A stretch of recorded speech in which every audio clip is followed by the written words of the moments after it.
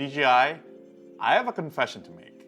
I almost crashed your drone, not once, not twice, but 3 times while I was filming this beautiful sports car in Clark. But you know what's the funniest part is?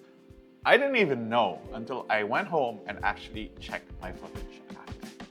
So, oops. Okay, now before we get ahead of ourselves, let's talk about the price for this awesome DJI Avata 360. Now, this particular drone is priced at 38,290 pesos for the base model, although I highly recommend getting the Fly More combo. That gets you the RC2 controller plus 2 additional batteries and a fast charger for 47,890 pesos.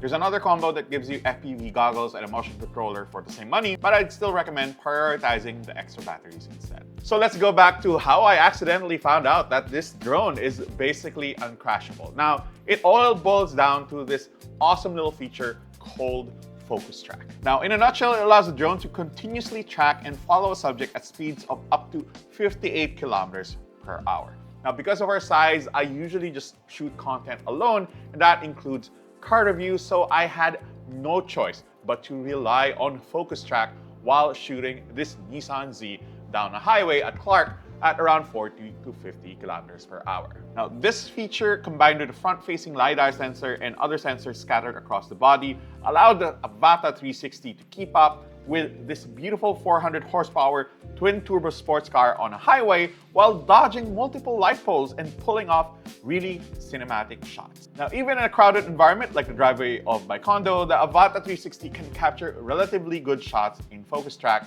while actively dodging trees, leaves, light poles, and building walls. Just don't focus too much on the Crocs that I'm wearing on this video. Now, the way it flies itself is honestly like magic, and the footage it produces this way is pretty impressive. Can you get better shots if you had a skilled human pilot behind the controller?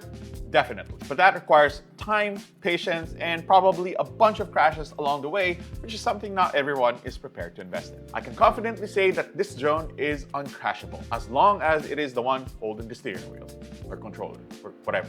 Now, there are a few things that you'll have to keep in mind. While the Avata 360 looks like past DJI drones, it's a little heavier at 455 grams, meaning you will have to register it in many places before you can fly.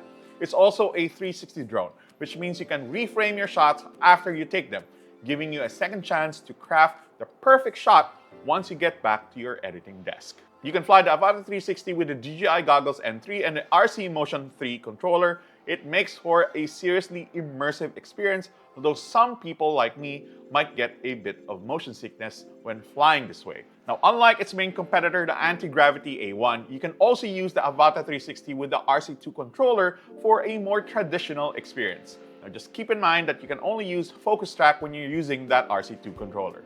Now, flying the Avata 360 feels just like most other DJI drones. The company claims a flight endurance of 24 minutes and a range of 20 kilometers on the RC2 using OcuSync 4.0 Plus under ideal conditions. Truth is, I never really got more than 15 to 18 minutes of flight time, which further reinforces the need to buy those extra batteries so you can keep flying more. Now, since DJI already makes a 360 camera, it's no surprise that the Avata 360 inherits mostly the same optics. It has 2 1x1.1-inch CMOS sensors capable of recording 360-degree 8K video at 60 frames per second in HDR with a maximum bitrate of 180 Mbps. Take note though that 8K 60 frames per second covers the entire 360-degree sphere, so when you finally sit down and start editing, you are basically left with 4K and a little bit more depending on how you crop your footage. Now, you can also switch to just using a single lens, but the image quality that way is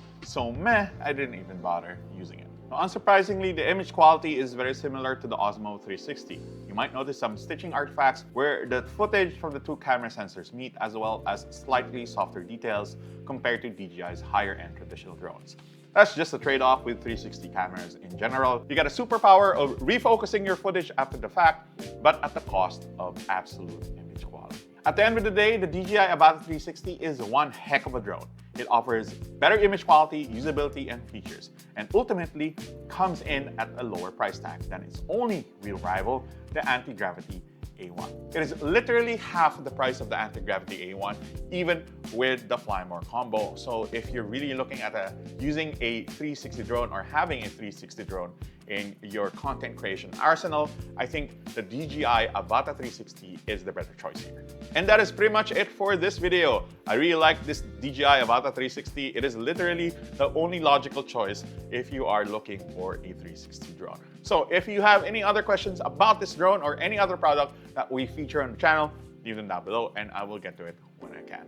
My name is John and see you in the next video.